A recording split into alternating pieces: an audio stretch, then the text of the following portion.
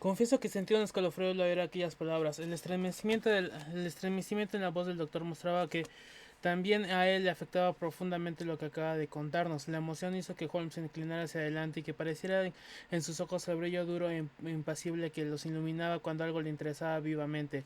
¿Las vio usted tan claramente como estoy viéndola a usted y no dijo nada? ¿Para qué? ¿Cómo es que nadie más las vio? Las huellas estaban a unos 20 metros del cadáver y nadie se ocupó de ellas. Supongo que yo habría hecho lo mismo si no hubiera conocido la leyenda. Hay muchos perros pastores en el páramo, sin duda, pero en este caso no se trata de un pastor. Dice usted que era grande, enorme, pero no se había acercado al cadáver, no. ¿Qué tiempo hacía aquella noche? Húmedo y frío, pero no llovía, no. ¿Cómo es el paseo? Hay dos hileras de tejos muy antiguos que forman un seto impenetrable de 4 metros de altura. El paseo propiamente tiene unos 3 metros de ancho. Hay algo entre los setos y el paseo. Sí, una franja de césped de 2 metros de ancho a cada lado. ¿Es exacto decir que el seto que forman los tejos queda cortado por un portillo? Sí, el portillo queda al páramo. ¿Existe alguna otra comunicación? Ninguna. De manera que para llegar al paseo de los Tejos hay que venir de la casa o bien entrar por el portillo del páramo. Hay otra salida a través del pabellón de verano en el extremo que queda más lejos de la casa. ¿Había llegado hasta allí Sir Charles? No, se encontraba a unos 50 metros. Dígame ahora, doctor Mortimer, y eso es importante. Las huellas que usted vio estaban en el camino y no en el césped. En el césped no se marcan las huellas. Estaban en el lado del paseo donde se encuentra el portillo. Sí, al borde del camino y en el mismo lado. Me interesa extraordinariamente lo que cuenta. Otro punto más. Estaba cerrado el portillo, cerrado y con el candado puesto. ¿Qué altura tiene? Algo más de 1 metro. En ese caso cualquiera podría haber pasado por encima, efectivamente. ¿Y qué señales vio usted junto al portillo? Ninguna especial. Dios del cielo. Nadie lo examinó, lo hice yo mismo. ¿Y no encontró nada? Resultaba todo muy confuso, Sir Charles. No hay duda, permaneció allí por el espacio de 5 o 10 minutos. ¿Cómo lo sabe? Porque se le cayó 2 veces la ceniza del cigarrillo. Excelente. He aquí, Watson, un colega de acuerdo con nuestros gustos. Pero, ¿y las huellas? Sir Charles había dejado las suyas repentinamente en una pequeña porcilla del camino y no pude descubrir ninguna otra. Sherlock Holmes se golpeó la rodilla con la mano en un gesto de impaciencia. Ah, sí, yo hubiera estado allí, exclamó. Se trata de un caso de extraordinario interés, que ofrece grandes oportunidades al experto científico. Ese paseo que el que tanto se podría haber leído hace ya tiempo que ha sido emborronado por la lluvia y desfigurado por los suecos de campesinos curiosos. ¿Por qué no me llama usted doctor Mortimer? Ha cometido un pecado de omisión. No me era posible llamarlo Sir Holmes sin revelar al mundo los hechos que acabo de contarle, y ya he dado mis razones para desear no hacerlo. Además, ¿por qué vacila usted? Existe una esfera que escapa hasta el más agudo y experimentado de los detectives. ¿Quiere usted decir que se trata de algo sobrenatural? No le he firmado. No, pero es evidente que lo piensa. Desde que sucedió la tragedia, señor Holmes, han llegado a conocimiento mío varios incidentes difíciles de reconciliar con el orden natural. Por ejemplo, he escuchado que antes del terrible suceso varias personas vieron en el páramo una criatura que coincide con el demonio de Baskerville, y no es posible que se trate de ningún animal conocido por la ciencia. Todos se describen a una enorme criatura, luminosa, horrible y espectral. He interrogado a esas personas, unos campesinos con gran sentido práctico, un héroe y un gran agricultor del páramo, y los tres cuentan la misma historia de una espantosa aparición, que se corresponde exactamente con el sabueso infernal de la leyenda. Le aseguro que se ha instaurado el reinado del terror en el distrito, y que apenas hay nadie que cruce el páramo de noche. Y usted, un profesional de la ciencia, cree que se trata de algo sobrenatural. Yo no sé qué creer. Ya no sé qué creer. Holmes se encogió de hombros. Hasta ahora me limitaba mis investigaciones a este mundo, dijo. Combato el mal dentro de mis modestas posibilidades, pero enfrentarse con el padre del mal en persona quizás es una tarea demasiado ambiciosa. Usted admite, sin embargo, que las huellas son corpóreas. El primer sabueso era lo bastante corpóreo para desgarrar la garganta de un hombre sin dejar por ello de ser diabólico. Ya veo que se ha pasado usted con armas y bagajes al sobrenaturalismo, pero dígame una cosa, doctor Mortimer, si esa es su opinión, ¿por qué ha venido a consultarme? Me dice usted que es inútil investigar la muerte de Sir Charles y al mismo tiempo que quiere que lo haga. No he dicho que quiera que lo haga. En ese caso, ¿cómo puedo ayudarlo? Aconsejándome sobre lo que debo de hacer con Sir Henry Baskerville, que llega a la estación de Waterloo. El doctor Mortimer consultó su reloj. Dentro de hora de cuarto exactamente. Es el heredero. Sí, al morir Sir Charles hicimos indagaciones acerca de ese joven y se descubrió que se había consagrado a la agricultura en Canadá. De acuerdo con los informes que hemos recibido, se trata de un excelente sujeto desde todos los puntos de vista. Ahora no hablo como médico, sino en calidad de fideicomisario y albacea del Sir Charles. No hay ningún otro demandante, supongo. Ninguno. El único familiar que pudimos rastrear, además de él, fue Roger Baskerville, el menor de los tres hermanos, de los que Sir Charles era el de más edad. El segundo, que murió joven, era el padre de este muchacho, Henry. El tercero, Roger, fue la oveja negra de la familia. Procedía de la vieja cepa autoritaria de los Baskerville y, según me han contado, era la viva imagen del retrato familiar del viejo Hugo. Su situación se complicó lo bastante como para tener que huir de Inglaterra y dar con sus huesos en América Central, donde murió de fiebre amarilla en 1876. Henry es el único de los Baskerville dentro de una hora y 5 minutos. Me reuniré con él en la estación de Waterloo. Ha salido por un telegrama que llegaba esta mañana a Southampton, y esa es mi pregunta, señor Holmes. ¿Qué me aconseja que haga con él? ¿Por qué tendría que renunciar a volver al hogar de sus mayores? Parece lo lógico, ¿no es cierto? Y sin embargo, si se considera que todos los Baskerville que van allí son víctimas de un destino cruel, estoy seguro de que si hubiera podido hablar conmigo antes de morir, Sir Charles me habría recomendado que no trajera a ese lugar horrible al último vista, vástago de una antigua raza y heredero de una gran fortuna. No se puede negar, sin embargo, que la prosperidad de toda la zona tan pobre y desolada depende de su presencia. Todo lo bueno que ha hecho Sir Charles se vendrá abajo con estrépito si la mansión se queda vacía. Y ante el temor de dejarme llevar por mi evidente interés en el asunto, he decidido exponerle el caso y pedirle consejo. Holmes reflexionó unos instantes. Dicho en pocas palabras, la cuestión es la siguiente. En opinión de usted, ¿existe un agente diabólico que hace de Dartmoor una residencia peligrosa para un Baskerville? ¿No es eso? Al menos estoy dispuesto a afirmar que existen algunas pruebas en ese sentido. Exacto, pero indudablemente, si su teoría sobrenatural es correcta, el joven en cuestión está tan expuesto al imperio del mal en Londres como un Devonshire. Un demonio con un poder tan localizado como el de una junta parroquial sería demasiado inconcebible. Plantea usted la cuestión, señor Holmes, con una ligereza a la que probablemente renunciaría si entrara en contacto personal con estas cosas. Su punto de vista, por lo que se me alcanza, es que el joven Baskerville correrá en Devonshire los mismos peligros que en Londres. Llega dentro de 50 minutos. ¿Qué recomendaría usted? Lo que yo recomiendo, señor mío, es que tome un coche, llama a su spaniel que está arañando la puerta principal y siga su camino hasta Waterloo para reunirse con Sir Henry Baskerville. Y después no le dirá nada hasta que yo tome una decisión sobre este asunto. ¿Cuánto tiempo necesitará? 24 horas. Le agradeceré mucho, doctor Mortimer, que mañana a las 10 en punto de la mañana venga a visitarme.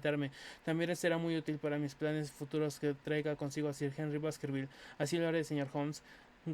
Garrapatea los detalles de la cinta en el puño de la camisa y, con su manera distraída y un tanto peculiar de persona corta de vista, se apresuró a abandonar la habitación. Holmes recordó algo de pronto. Logró detenerlo en el descansillo. Una última pregunta, doctor Mortimer.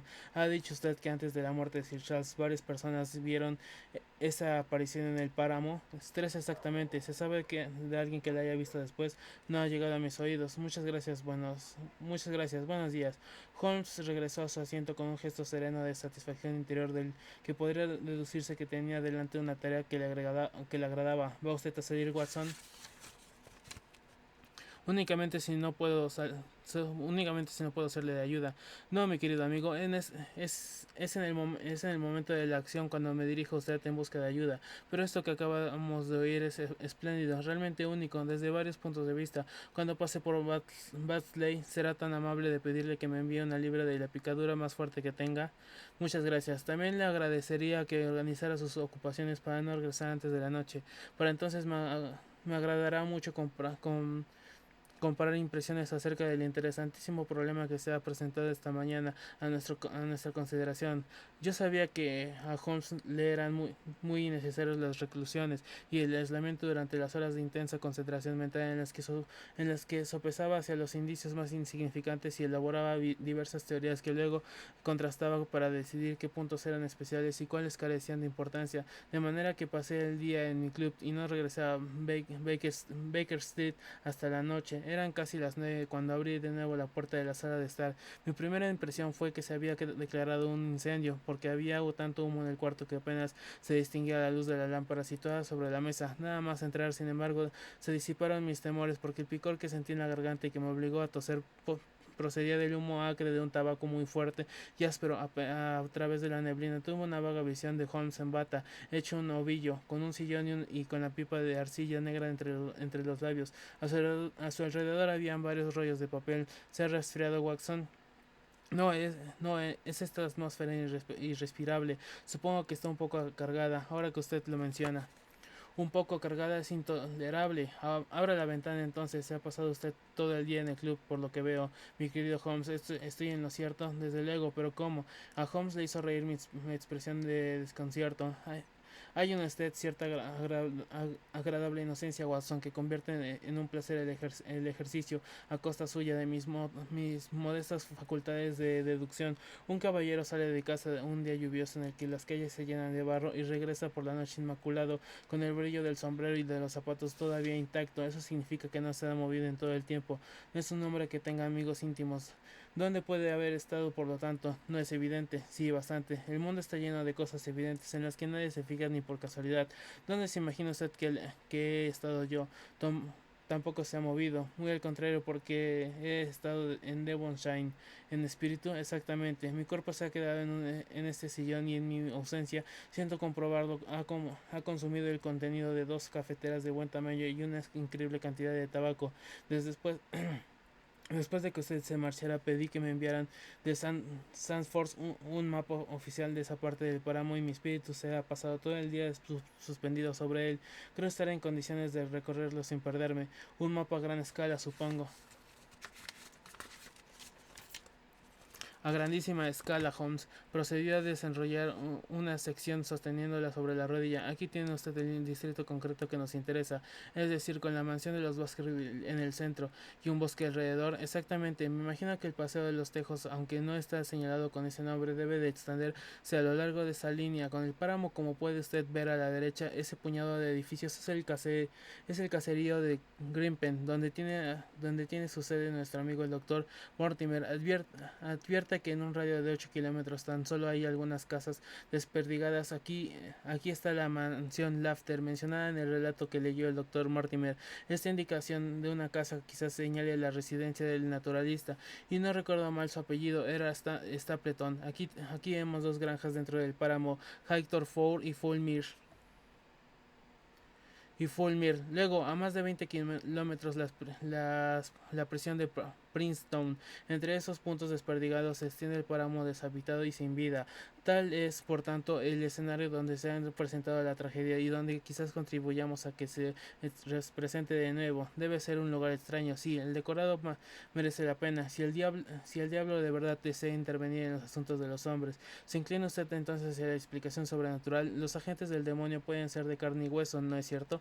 Hay 2 cuestiones que declaran antes de nada. La primera es si se ha cometido algún delito. La segunda, ¿qué delito y cómo? Por supuesto, si la teoría del doctor Mortimer fuese correcta y tuviese que vernoslas con fuerzas que desbordan las leyes ordinarias de la naturaleza, nuestra investigación moriría antes de empezar, pero estamos obligados a agotar todas las demás hipótesis antes de recurrir a esa. Creo que podemos volver a cerrar esa ventana si no tiene usted inconveniente. Es muy curioso, pero descubro que una atmósfera cargada y contribuye a mantener la concentración mental.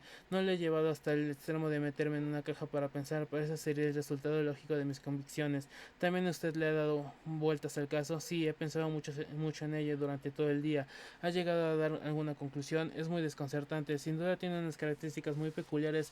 Hay puntos muy sobresalientes. El cambio en la forma de las huellas, por ejemplo. ¿Qué opina usted de eso? Mortimer dijo que el difunto recorrió de puntillas aquellas partes del paseo. El doctor se limitó a repetir lo que lo que algún estúpido había dicho en la investigación. ¿Por qué tendría nadie que avanzar de puntillas hacia adelante? ¿Qué sucedió entonces?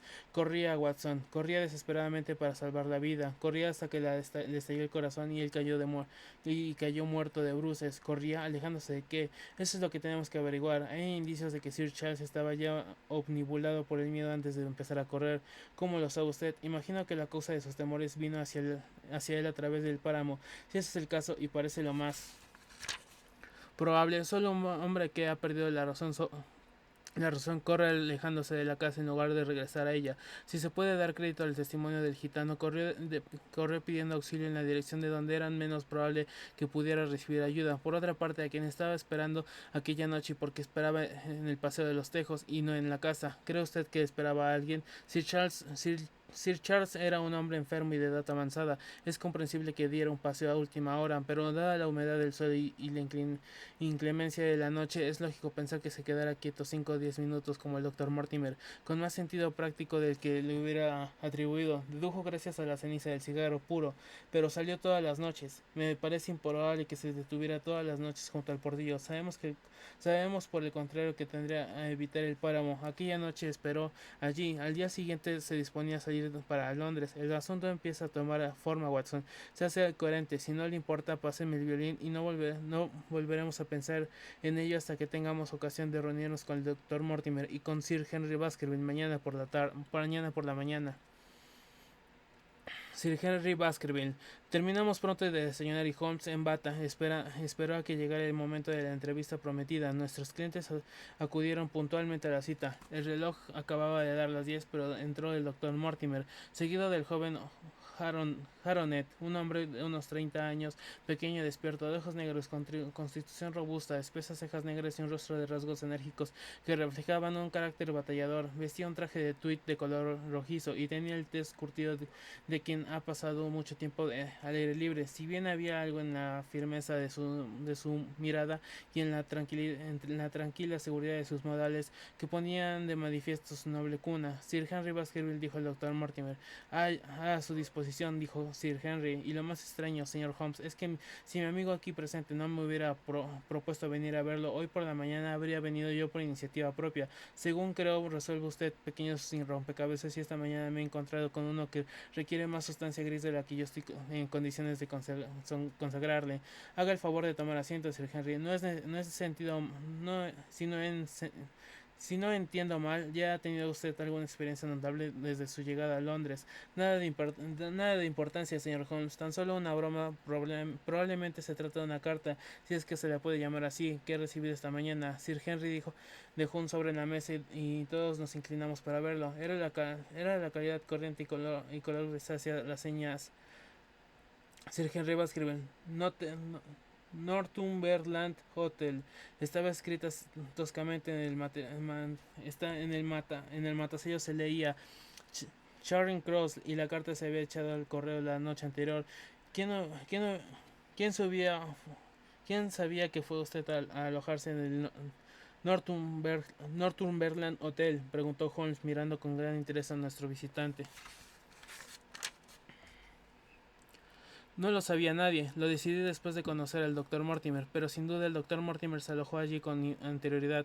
No, dijo el doctor, estuve disfrutando de la hospitalidad de un amigo, no existía la menor indicación de que fuésemos a elegir ese hotel.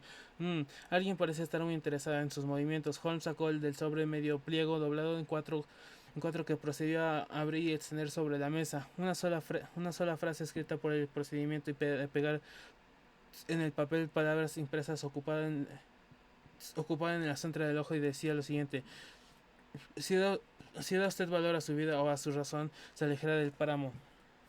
Tan solo la palabra páramo estaba escrita a mano. Ahora, dijo Sir Henry Baskerville, quizás pueda usted decirme, señor Holmes, cuál es por mil pares de demonios el significado de todo esto y quién es la persona que se interesa tanto por mis asuntos. ¿Qué opina usted, doctor Mortimer? Tendrá usted que reconocer al menos que no hay nada de sobrenatural en ello.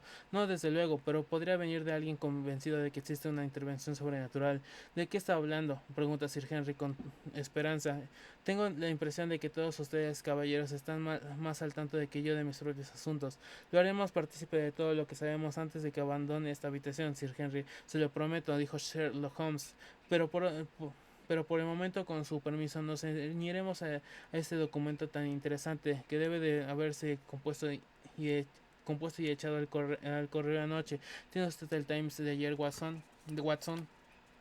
Está ahí en el rincón. ¿Le importaría acercármelo? La tercera página con los editoriales. Holmes examinó los artículos con rapidez, recorriendo las columnas de arriba abajo con la mirada. Un editorial muy importante sobre la libertad de comercio. Permítame que les lea un extracto. Quizás lo engatusen a usted para que se imagine que su especialidad comercial o su industria se verán incentivadas durante una tarifa protectora, pero si da en utilizar la razón, comprenderá que a la larga esa legislación alejará del país mucha riqueza, disminuirá el valor de nuestras importaciones y empeorará las condiciones generales de vida en nuestras tierras.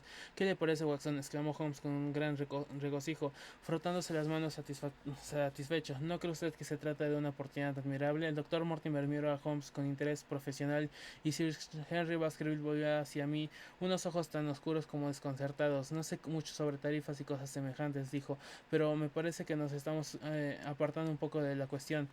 Pues yo opino, por el contrario, que le estamos siguiendo muy de cerca, Sir Henry Watson. Aquí, Sir Henry Watson, aquí presente sabe más que usted acerca de mis métodos, pero me temo que tampoco él ha captado de toda la importancia de esta frase. No, confieso que no veo la relación, y sin embargo, mi querido Watson, existe una conexión muy estrecha, dado que la primera está sacada de esta. Usted, su vida, razón, valor, alejará del. ¿Ve usted ahora de dónde se han tomado esas palabras? Por todos los demonios, tiene usted razón. Que me has pensionado es de los más ingeniosos, exclamó Sir Henry.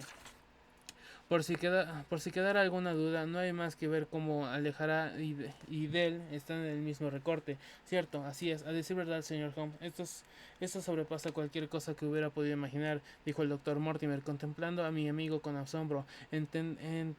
Entendería que alguien dijera que las palabras han salido de un periódico, pero precisar cuál y añadir que se trata del editorial es una de las cosas más sorprendentes que he visto nunca. ¿Cómo lo ha hecho? Imagina, doctor, que usted distinguiría entre el cráneo de un negro y el de un esquimal. Ay, ay, ay, Conan Doyle, eres un hombre de tu época. Sin duda, pero ¿cómo? Porque es mi pasatiempo favorito. Las diferencias son evidentes. Al borde supraorbital del ángulo facial, la curva del maxilar, pues este es mi pasatiempo favorito. Y las diferencias también son evidentes. A mis ojos es tanta la diferencia entre el tipo de imprenta grande y bien espaciado de un artículo del Times y la impresión descuidada de un periódico de la tarde de medio penique como la que puede existir para usted entre sus negros y sus esquimales. La detección de carácter de imprenta es una de las ramas más elementales de el saber de un experto en delitos, aunque debo confesar que en una ocasión, cuando era muy joven, confundí el Leeds Mercury con el Western Morning News, pero en una editorial de Times es inconfundible y esas palabras no se podían haber tomado de ningún otro sitio, y puesto que se hizo ayer, es más probable que se las encontráramos donde la hemos encontrado, hasta donde soy capaz de seguirlo, señor Holmes, dijo señor Henry Baskerville. ¿Afirma usted que alguien contó ese mensaje con unas tijeras?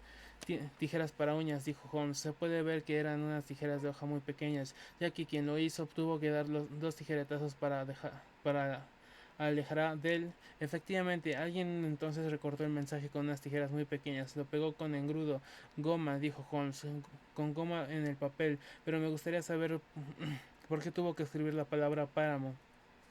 Porque el autor no le encontró en la letra impresa. Las otras palabras eran sencillas y podían encontrarse en cualquier ejemplar del periódico, pero páramo es menos corriente. Claro, eso le explica. ¿Ha descubierto usted algo más en ese mensaje, señor Holmes?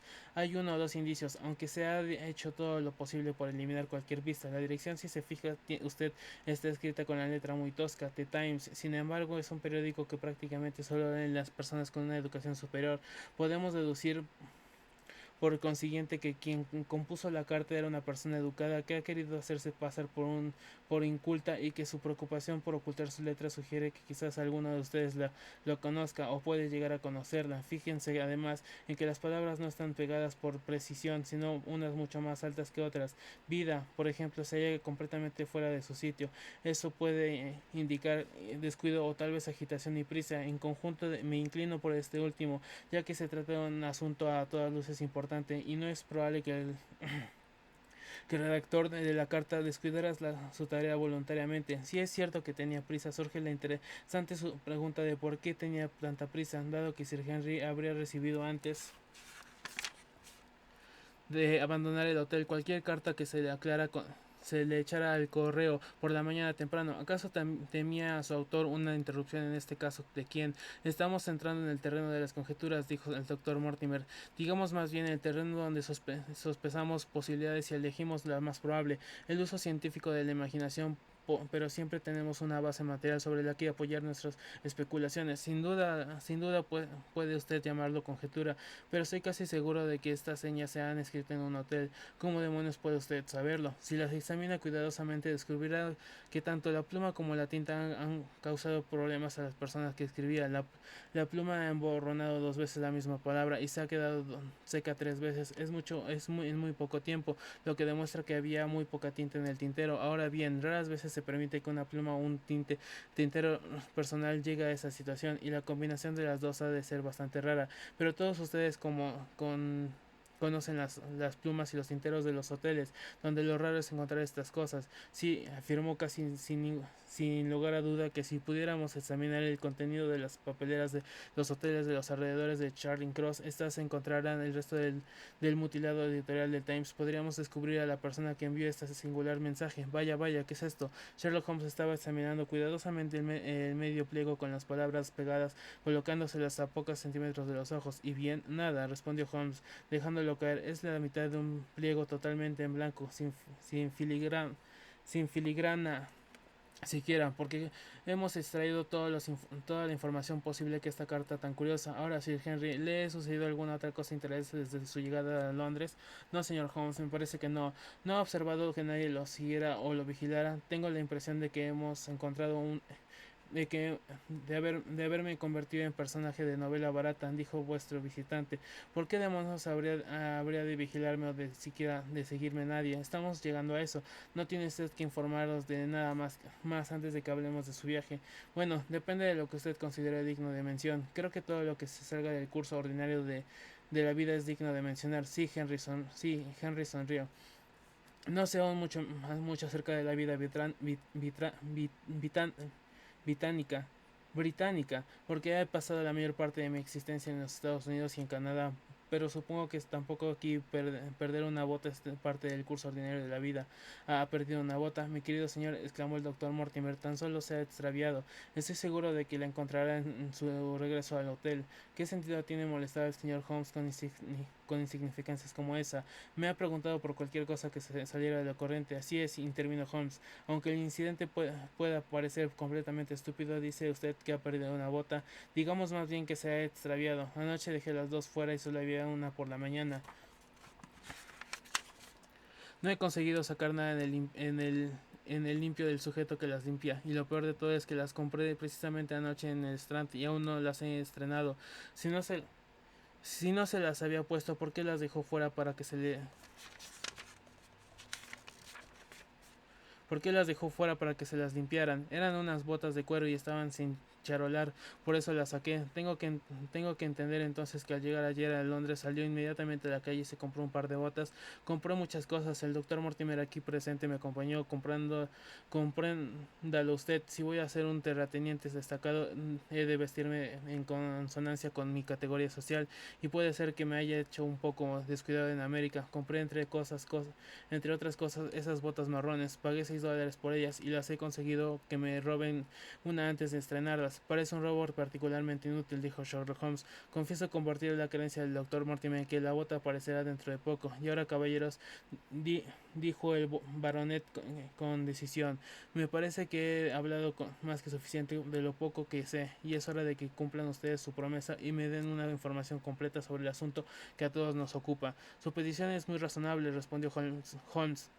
Doctor Mortimer, creo que lo mejor será que cuente usted la historia de Sir Henry, tal como nos la contó a nosotros. Al recibir aquel estímulo, nuestro amigo, el hombre de ciencia, se sacó los papeles que llevaba en el bolsillo y presentó el caso como lo había hecho el día anterior. Sir Henry le escuchó con la más profunda atención y con algunas exclamaciones de sorpresa de cuando en cuando. Vaya, parece que me he tocado con suerte algo más que una herencia, comentó una vez terminada la larga narración. Por supuesto, llevo oyendo hablar del sabueso desde mi infancia, es la historia preferida de la familia, aunque hasta ahora nunca se me había ocurrido tomarla en serio. Pero por lo que se refiere a la muerte de mi tío, bueno, todo parece arremolinarse en la cabeza y todavía no consigo verlo con claridad. Creo que aún no ha decidido usted si hay que acudir a la policía o a un clérigo, exactamente. Y ahora se añade el asunto de la carta que me han mandado al hotel. Supongo que eso encaja con lo demás. Parece indicar que hay alguien que sabe que nosotros sobre lo que pasa en el páramo, dijo el doctor Mortimer, y alguien además, añadió Holmes, que está bien dispuesto hacia usted, puesto que lo previene del peligro, o que quizá quiera asustarme en beneficio propio. Sí, por supuesto, también eso es posible. Estoy muy en deuda con usted, doctor Mortimer, por haberme presentado un problema que ofrece varias alternativas interesantes, pero tenemos que resolver una cuestión práctica, Sir Henry, la de si es aconsejable que vaya usted a la mansión de los Baskerville. ¿Por qué tendría que renunciar a hacerlo? Podría ser peligroso. ¿Se refiere usted al peligro de ese demonio familiar o a la actuación de seres humanos? Bien, eso es lo que tenemos que averiguar. En cualquiera de los dos casos, mi respuesta es la misma. No hay demonio en el infierno ni hombre sobre la faz de la tierra que me puedan impedir volver a la casa de mi familia. Y tenga usted la seguridad de que le doy mi respuesta definitiva. Frunció el entrecejo mientras hablaba y su rostro enrojecido vivamente. No cabía duda de que el carácter fogoso de los Baskerville aún seguía vivo en el último retoño de la estirpe. Por otra parte, continuó, apenas he tenido tiempo de pensar sobre todo lo que me han contado ustedes. Es mucho pedir que una persona entienda y decida a la vez. Me gustaría disponer de una hora de tranquilidad. Vamos a ver, señor Holmes. Ahora son las 11:30 y yo voy a volver directamente a mi hotel. ¿Qué le parece si usted y su amigo el doctor Watson se reúnen a las 2 con nosotros y almorzamos juntos? Pero entonces estaré en condiciones de decirle con más claridad cómo veo las cosas.